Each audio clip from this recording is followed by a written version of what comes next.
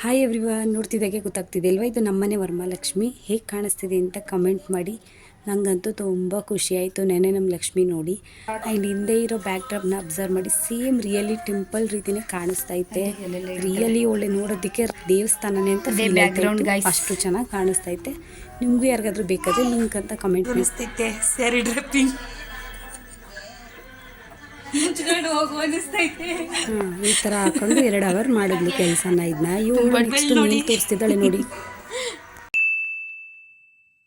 Congratulation brother.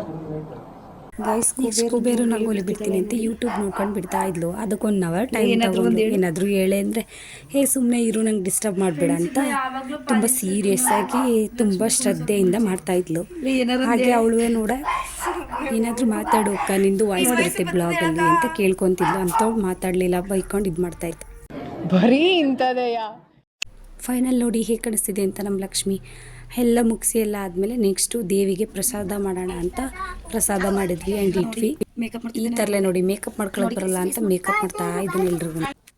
ನೋಡಿ guys, mask ಹಾಕ ತಗೊಂಡು ಐಲೈನರ್ ಹಾಕ್ತಿದ್ದಾನೆ. Looking like a wow. ಏನ್ರಿ ಅದು ಮಾತಾಡೋದು?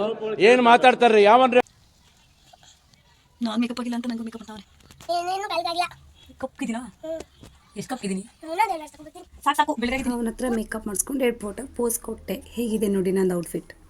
ಈ ಸ್ಯಾರಿಲಿ ಹೇಗೆ ಕಾಣಿಸ್ತಿದ್ದೀನಿ ಅಂತ ಕಮೆಂಟ್ ಮಾಡಿ. ಆ್ಯಂಡ್ ನನ್ನ ತಂಗಿ ಪೂಜೆ ಮಾಡೋದು ಇಷ್ಟೇ ಇವತ್ತಿನ ಬ್ಲಾಗ್. ನಾಳೆ ಸಿಗ್ತೀನಿ.